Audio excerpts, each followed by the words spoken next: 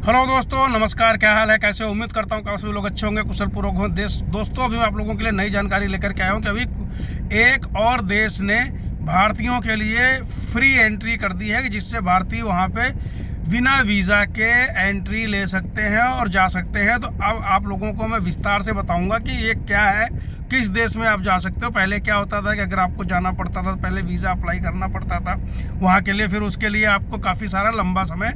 अब क्या है कि 8 जून को 2025 को प्रभावी भारतीय नागरिकों के लिए 14 दिनों तक मुफ्त रहने की जो है अनुमति दी है, बशर्ते वो कुछ शर्तों को पूरा करते हो। अगर वीज़ा मुक्त मतलब फ्री वीज़ा प्रवेश के लिए आपको प्राप्त करने के लिए भारतीय पर्यटकों को कम से कम 6 महीने के लिए उनका तो वैलिड पासपोर्ट होना चाहिए, और दूसरा होटल में मतलब रिजर्वेशन कराना चाहिए, और पर्याप्त उनके पास में जो है धनराशि होना चाहिए, और आगे का रिटर्न टिकट दिखाना होगा।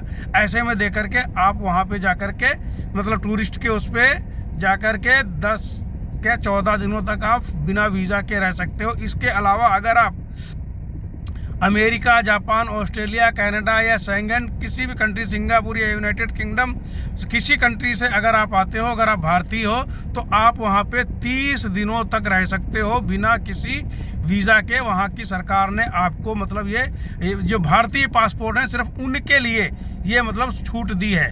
अब क्या है कि DFA ने स्पष्ट किया है कि फिलीपींस में रहते हुए वीज़ा मुफ्त प्रवेश को बढ़ाया नहीं जा सकता है या किसी अन्य वीज़ा श्रेणी में परिवर्तन नहीं किया जाता है। ये सिर्फ टूरिस्टों के लिए है और या ब्यूरोक्रेट्स के लिए, आने जाने के लिए है। अगर आप घूमने फिरने के शौकीन हो या आप जाना चाहते हो तो उस लिहाज से आप फिलीपीन का वीज़ा जो है फ्री वीज़ा एंट्री प्राप्त कर सकते हो। आपको वीज़ा की ज़रूरत नहीं है। अगर आप इंडिया से में हो तो कम से कम आप 14 दिनों तक रह सकते हो।